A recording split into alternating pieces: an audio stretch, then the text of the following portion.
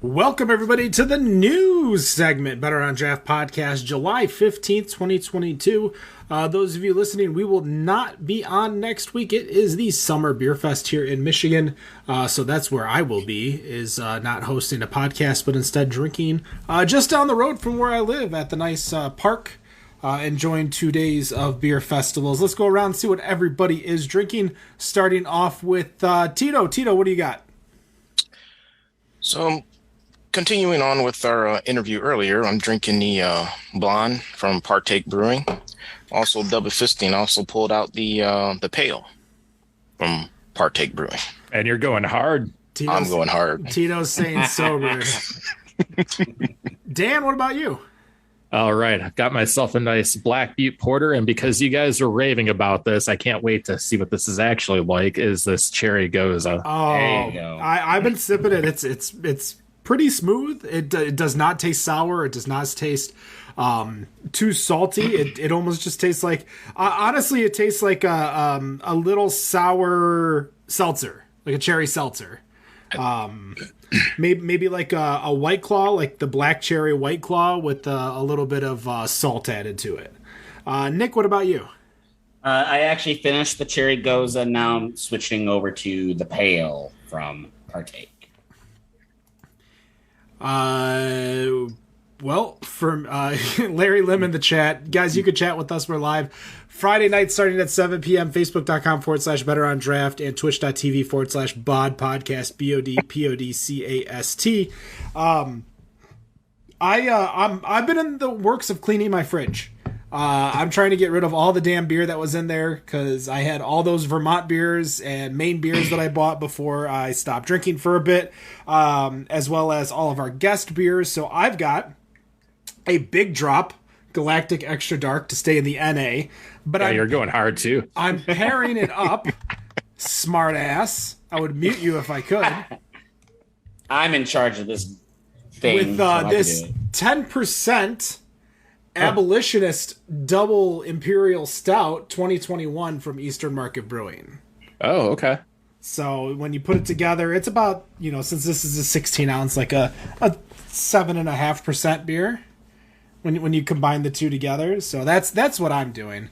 But the news segment is always, we got news we want to talk about. We teased it during the interview segment with Partake Brewing, Ted Fleming, but there was a lawsuit. Ted has more faith, as we mentioned on that show, in humanity than we do, but a lawsuit transpired for a Denver man and an Illinois woman partnered in filing a federal class action lawsuit against a Colorado brewery. So the beer was called Spiked Snowmelt. I shouldn't say beer. It's a seltzer. Spiked Snowmelt Craft Hard Seltzers Electrolyte Series. So because it has like electrolytes on it, the person that purchased it is basically saying like it should have been healthier, or it should have been better for them, of course, other than alcohol. I don't understand. Like, this isn't a. This seems to be such a. What's a good word for it? Just a trashy lawsuit. Like, trying to find something, especially because it's two people from two different states going after it.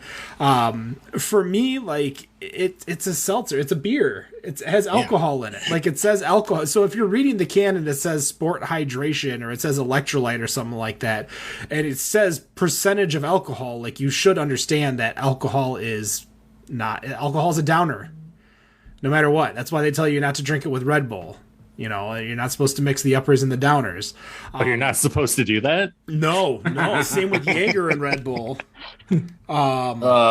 Apparently Coca-Cola isn't too much of an upper to be considered a mixer with the downer, because now you can do Jack and Coke RTDs from Jack Daniels and Coca-Cola now. But I guess, what are you guys' thoughts on this customer, this person who decided to purchase it and then afterwards sue the Colorado brewery for making a seltzer because it says electrolyte series on it? What were they thinking? What did they think they bought? Yeah, right. It's hurting my brain to even think about this. Like, did you think it's not sports water, dude? Yeah, that's so what if there's electrolytes in it? I mean, there's every adjunct you can think of these days in any type of beer, especially. Why would you assume you're buying like draft Gatorade? Is the only thing I can assume they thought they were getting. Like draft Propel. Yeah, like here's my Powerade on tap, guys. Let me hit that up real quick. No, what are you actually doing? I don't quite understand. They thought because of the electrolytes, they were being tricked into thinking the alcoholic beverages would actually hydrate them. Oh, that just hurts my brain to even think about. Yeah, it does. That makes no sense. It's It's gonna be. I hate these people. I hope this gets tossed. Are there names in there? What are their names? Who did the people that did this? Dan the Doxer. Megan Taylor. Oh, it's actually in there? You don't actually have to give them. I didn't think it was actually given their names. It says on the article, we got this from kansascity.com. In Megan Taylor's case, she bought a spiked snowmelt craft hard seltzer electrolyte plus series variety pack in Minnesota in July 2021.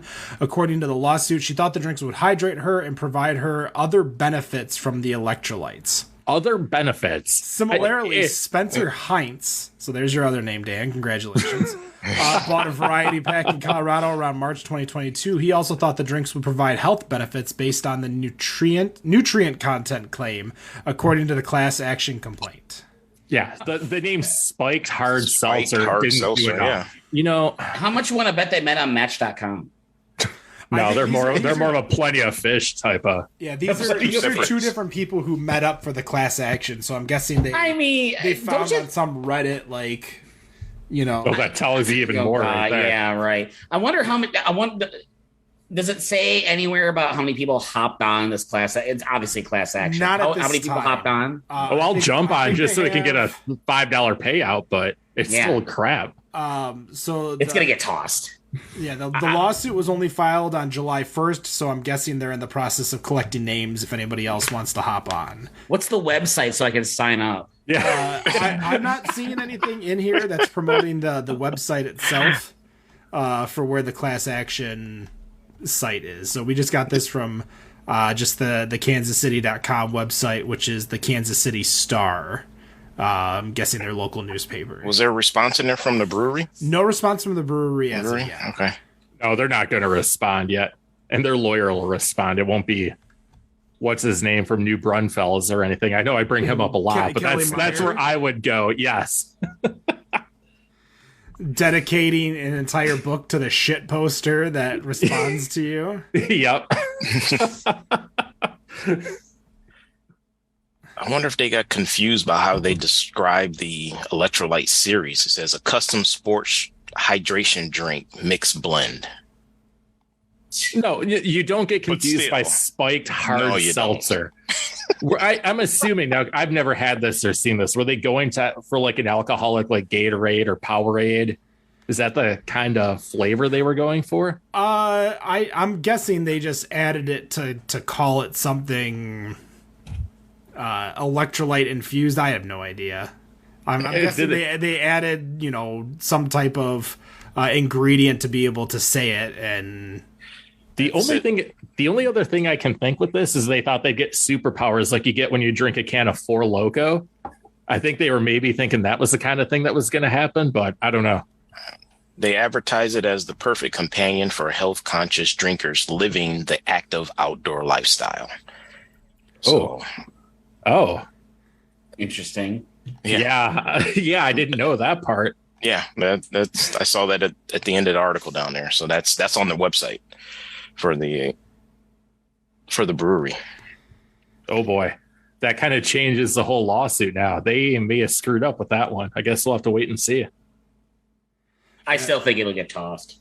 I do too. I mean, it's a drink. It's but it's not Gatorade. It's not supposed to completely replenish you. Yeah, I mean, does it say anywhere like on the can like there's alcohol? Because we all know that alcohol does not, whether it's little or lot, does not rehydrate you. That should be the giveaway. I'm sure I could probably pull up like a can from Untapped. Untapped, yeah, maybe. So the photo that is on the the website, the Kansas City Star, doesn't say. Yeah, it says 5% ABV in the bottom right. Okay, so we all know that alcohol does not hydrate you, so that is red flag number one. Number two, it even says craft hard seltzer on it, so now you already know it's going to be an alcoholic beverage.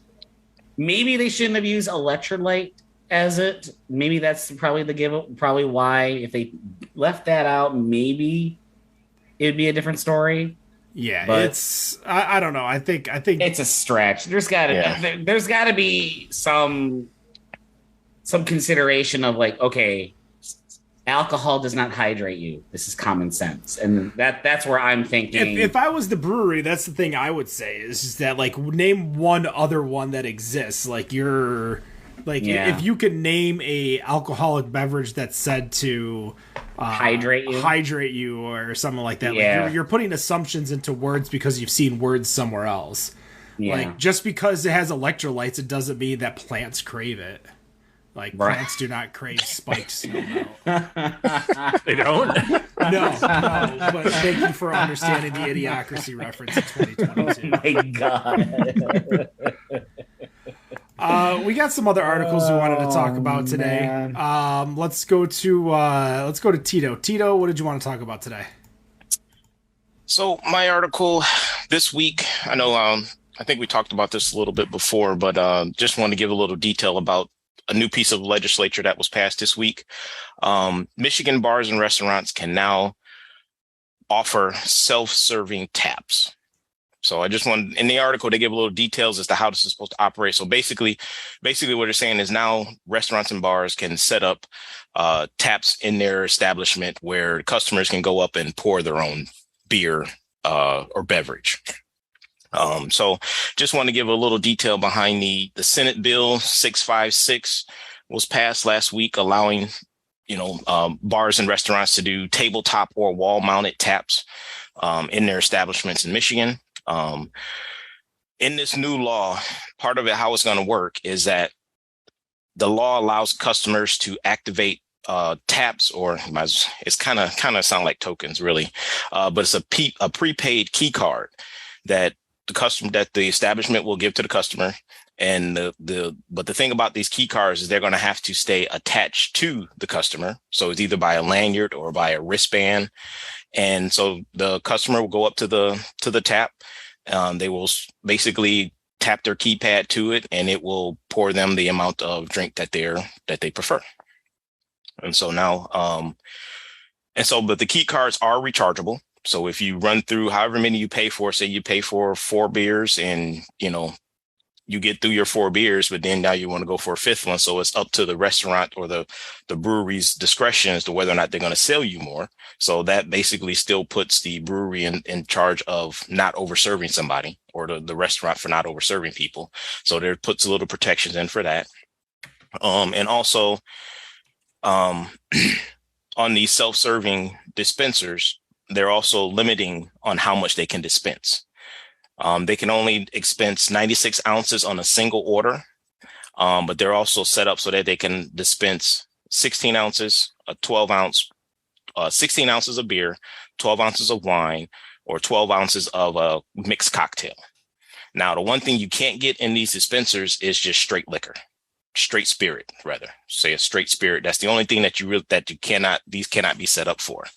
So a question I had based off this article and based off of the how this is being set up, do you see a lot of breweries changing over to add these in? I mean, I kind of see maybe a new establishment, maybe, a new business that could potentially come about with this. But do you see too many breweries actually putting this type of thing into their establishments or restaurants for that fact? I see a lot of start with Nick. Yeah, I see a lot of new, like a lot of high end type of joints, maybe some newer places. The key card thing, what place kind of places come to mind when you hear about this that would do something like that? It'd be like the Dave and Buster's and the high end like arcade places, like the one over at Great Lakes Crossing, for example, where they got like a bowling alley and bowling and an arcade and karaoke and all that, food bar. Those are the kinds of places that come to mind when I hear this, that would probably implement something like this. Maybe stadiums could too. Maybe. Ken's shaking his head. No, I don't think so. I think stadiums. That's way too big to be able to control it, because you still need to manage underage drinking. What about season ticket holders? Right, but they got to manage underage drinking, but you can't get the key tag. You could throw it into a like suite, like maybe a suite that has like a resident usher or something like that sticks in there and can kind of watch over and make sure nobody's doing anything, where you can buy a prepaid card and just kind of like, take the beer out as your leisure. I see it happening at one, you're going to get a couple of bars that'll be like, those types of tap houses. Like, what's the name of the place over in Arizona, Dan? It's called Tap That Downtown. I was actually going to talk about that. Well, why don't you talk about it? I'll let you start your... So my whole thing. First off, Nick, what's this magical place where I can be singing karaoke, doing some 2 Live Crew while throwing a football at bowling pins? I think it's called level 1 over at Great Lakes Crossing. That's amazing. I just was like, wow, I could be doing all that and offending everyone and throwing a football. Yeah, it's like arcade. I'm not sure about the full, but arcade, bowling, ping pong, karaoke, food. They got so much crap there, like billiard, pool table. It's like a all-in-one type of joint that takes up like a quarter of the mall, basically. But anyway, nice. So my whole point with this whole, we've had it out here for a while where you can pour your own, and it really takes a human element. And we've talked about this on the show. It kind of makes it just kind of robotic. Like, you just go in there, you pour your own beer. You don't really talk to anyone. It's just kind of like, I don't even know how to describe it. Like, kind of going up to just a vending machine. Oh, let me get this beer. And you're not interacting with anyone or doing anything. And you really don't see a lot of people going to these kind of places, at least out here. And I really don't see it as being that big of a thing. And we have even more restricted. Like, if you go to this place right by me, it's 32 or 36 ounces. Then you have to go up and they have to add more onto there. Now, you don't have to keep the key with you, but you have to go up every time you pour either 32 or 36 ounces of beer to have them put more ounces onto it. So I don't know if people are really going to be, it might seem like a good thing for a minute, but I think people are going to be like, yeah, this is kind of dumb.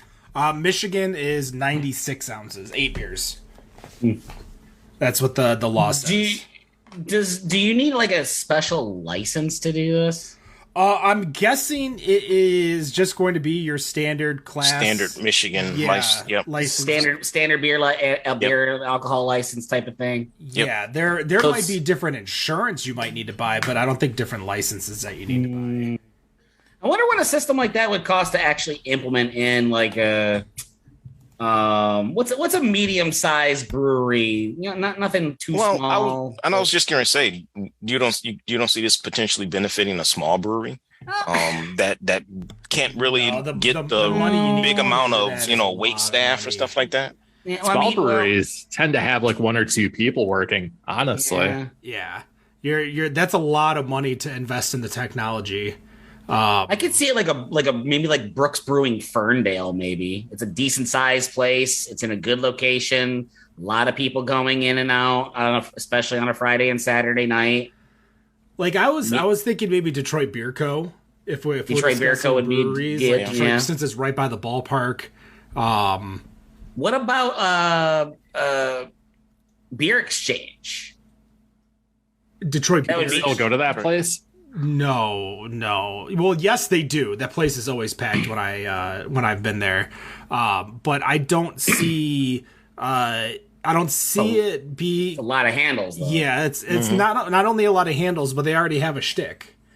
They already have a gimmick with their stock market and stuff. Right, but that's you incorporate that into the purchase, and then I'm sure it still fluctuates regardless.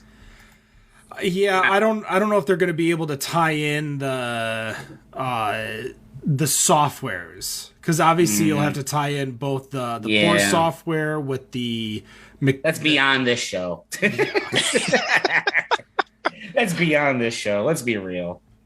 Like you'll be able to pull it off at like Again, at 8 degrees, because I mean, if you just did a wall, Yeah. or if somewhere where you wanted to focus on cocktails, but the beer you wanted it to be automatic, so you didn't have to worry about pouring beers or opening beers or something like that, other than bottles and cans, would be a good place. Like maybe a Kiesling, or there's that one underground bar over by Checkers, where you could install like 5 or 6 taps and that's it. Oh, you know what might be good? Like the Blind Pig. Is that Ferndale? No. Or is that Detroit? Ann Arbor. Ann Arbor. It's a concert venue, and if it's like a 21 and up concert venue where you don't have to worry about babysitting underage kids, like that's the kind of place where you're trying to, because they have a decent amount of taps over there. I don't know. We're just kind of all speculating. I don't think too many. I think you're going to get a tap that type place, and maybe 1 or 2 restaurants try the technology. But again, that technology ain't cheap. You'll start seeing it on your Facebook ads, by the way. That's what I say. Probably you'll probably see it in more new establishments. That it's probably just a new industry that may just pop up, or new establishments that may pop up that can jump right into this from the get go. I don't know. I mean, we're talking beer. Honestly, we probably see it more at like a wine bar. A wine bar, yeah. Like a good. That's the first time I've ever seen a system like that. Like a fob system was at a wine. The wine. A wine bar. It was at the Fort Wayne Baseball Diamond. What were you doing there? I was installing a point of sale system. Oh, like why are you at like a AA baseball game in Fort Wayne? It's usually why I'm always at a random insert restaurant or brewery or something in a random state or city. Hey, don't knock on those minor league teams, man. Those teams are some of the best, I say. Some of the best experiences in baseball. Affordable. Just look up the Savannah Bananas. Let's just look them up. Oh yeah, the Savannah Bananas are a very that is off the how that's an actual league still and not just like a Harlem Globetrotters type thing. Oh man, I don't know. I'll have to. They have to they should start putting their shit on like Twitch or something. Oh man. Thousands of people would watch. Dan, have you seen the Savannah Bananas? I have not. No, I haven't. All right, you look them up on Google, and they're like all over socials and all that. They're people running out with like Braveheart type kilts, riding on horses onto the baseball field with baseball bats. And, at one point, there's a guy on stilts at bat. I'm so confused.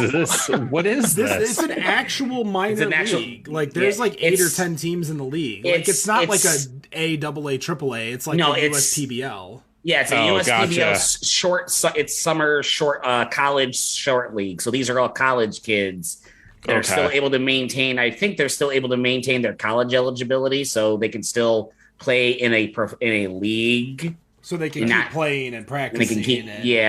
And stay sharp during, Because, I mean, college kids get signed, out of high school and they're still going to college. And oh, yeah. So there's other teams like the Macon Bacon and the Rocket City Trash Pandas also involved with this league. So, okay. I see where we're going. Rocket City Trash Pandas? Yeah. Holy mackerel. I'm watching this video. Guys coming walking out with his bats on fire. Oh, that one's new. I haven't seen that one yet. There's also the Portland Pickles. The ump's twerking. Alrighty. Oh God, I haven't seen that. All right, it's a full on. Folks, before we fully derail, just go to TikTok, just go YouTube, on Google. Whatever, and just search the Savannah Bananas, and there's a whole documentary on ESPN. Oh yeah, I forgot. ESPN did a little E60 short. Yeah, E60 short or 30 for not 30 for 30. No. Was that everything you wanted to talk about, Tito? Yeah. That's what I had. All right, well, Nick, you're up. What did you want to chat about? Something that's actually not funny for a change. Something a little bit more serious. Well, that's good. We were just talking about... we were talking about trash pandas. Pandas and the Savannah Bananas and all that. This is a little interesting because we actually are still we're kind of living this with the prices going up, food prices going up, supply shortages and all that.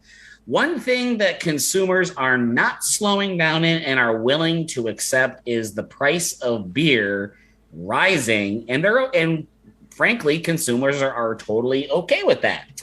As consumers turn to cheaper priced offerings in a bid to save money, as inflation continues to accelerate, Head of Molson Coors said so far, most beer drinkers have not changed their buying habits. Gavin Hattersley, who's the CEO of Molson Coors, said in many cases people are choosing to forgo a night out and instead purchase a higher end brew to enjoy at home. And also saying, quote, we haven't seen a shift down to lower price beer prices yet. It wouldn't surprise me if it happens as inflation, gas prices, and things start doing really bad. But right now, we haven't seen it. Basically, people are okay with buying higher end beer, maybe craft, maybe or people are getting this Coors Pure that's I keep on seeing on Facebook and all that, and bringing it home rather than going to a bar, going to a brewery and partaking there. What are your guys' perception about this? Do you think that Gavin Hattersley of Molson Coors is right? More people are staying at home, or do people, at least within our respective, within where we live, are saying, no, that's bullshit. We're tired of the pandemic. We're okay with paying higher prices at restaurants and breweries, and we're going to go enjoy a night out. What are your guys' perception on this? I think you hit the nail on the head without trying. There's definitely two categories of people out there. There's the people who are sick and tired of sitting at home and want to go out and have fun and party and go to the bar and lead their life normal. And there are other people who are still too hesitant and they're like, you know what, I'll just drink at home and watch, Stranger Things. Great show, by the way. So I feel there's an extension of both. So like the people that are ready to get out are getting out and they're partying. They're ready to fucking rage. The people that want to stay home are like, all right, we'll just go to the liquor store and we'll buy what we need and go. I don't feel like just because I haven't really had the opportunity to go bar hopping or, I've been to a handful of bars in the past year still that weren't like on vacation. When you're on vacation, I really don't pay attention to I was going to say, hold prices. So like at home and stuff, I couldn't tell you if prices raised. I couldn't tell you if prices raised on beer or liquor or anything like that. And I guess maybe because I just don't pay attention because I buy what I want, price be damned. The only time I ever, if it's like the triple mash from Dragon's Milk, then I'm like, all right, let's take a step back. But a beer or something like I usually factor in for a 6-pack, $12 to $14. So if it's anything more than that, then I'm like, all right, let's pause. Why am I buying this? What do I want from it? What am I getting from it?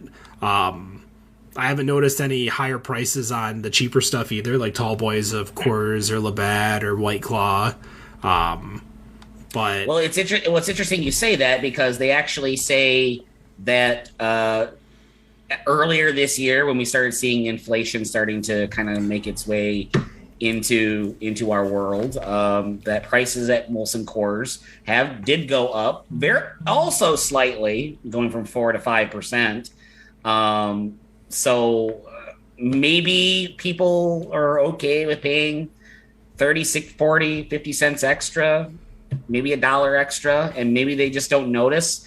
And then there's people like me who are just totally oblivious and just don't care. Just give me my beer and put it in paper or plastic, please. So Larry in the chat mentioned something really, really interesting, and it's something I never really put into words before that makes a lot of sense. But you go to a liquor store, you go to a party store, you can get what you want and take it home. You're not going to a bar and stuck with whatever the bar choices are. Sure. Or a brewery. Like, God forbid you go to like a brewery looking for something that's not an IPA or a pale ale, and you're stuck with 7 pale ales and IPAs and a Pilsner.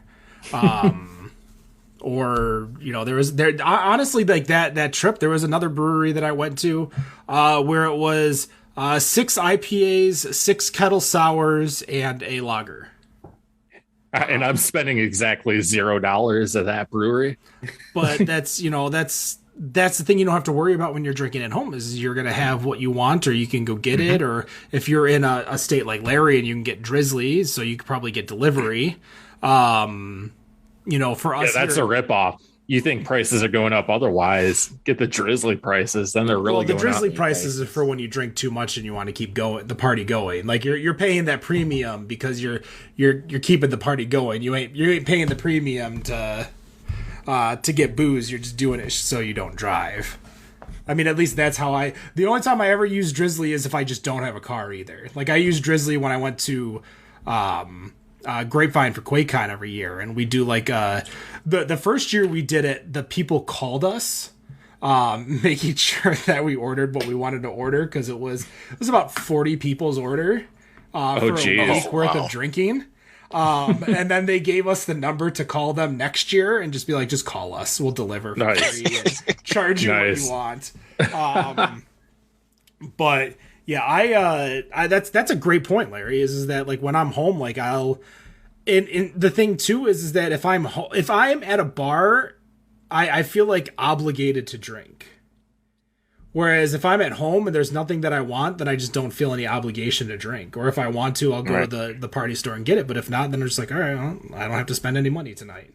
I'll just drink water like a normal human being. Yeah, hydrate myself. Drink a spiked snow melt hard seltzer and get hydrated for the next day. What about you, Tito? Have you been going to bars and restaurants? Like, have you noticed these changes going to even breweries? I've been going more now than, of course, in the past 2 years. But still not as much. I still drink mainly at home. I do like, I'm mainly you have your selection of stores that, that have a good selection of items that you like to go to. And so you go hit up and see what they got, see what they have new. But that's primarily what I do, is I'll just buy it and take it home. And that way I can drink what I want to drink and drink it the way I want to drink it. So no, but I do enjoy going to breweries more so now. I do enjoy going to those right now, especially if I'm gonna drink. I'm not gonna go and have nothing. Yeah, if I'm spending more than like $7 a pint, that's when I kind of like pump the brakes a bit. I think $7.50 is like my think about it before I go. But if it's a high ABV beer or a high quality like product inside the beer, they're using better ingredients, or they're using more expensive ingredients, sure, I'm gonna pay for it, like a hop slam or something like that. Like, oh, okay, I'll pay for a little bit more hop slam. You're never buying a hop slam at a bar. Don't even pretend. Oh god, I don't even know the last time I probably bought a hop slam, other than the one can I had last week, and I bought the one just to have it for when I stopped or was starting drinking again. But like when we were, Dan, we were on, if you follow us on Instagram, which is at betterondraft, you can kind of see our vacation trips going to all the breweries. And I didn't think twice. Like, I didn't even look at the prices of anything I ordered. No, and they were pretty reasonable. It's, it's for sure, for being in Vegas too. Even the Vegas, like downtown breweries, like Bangor and Chicago. You're in Chicago. Yeah. That's the one thing I've noticed out here too. I mean, Vegas and here is a higher cost of living area than where you guys are at, but where I've seen the increase is in, buying bottles or cans at the store. The breweries, the tap houses, they seem to have remained about the same, which is kind of nice, but I'm in the same boat as both of you. Like, I don't care if there's something I want, I'm getting it. I'm not going to be like, oh, well, it's $1.50 more. Too bad. No, I'm probably buying that without hesitation. Like I think most people are.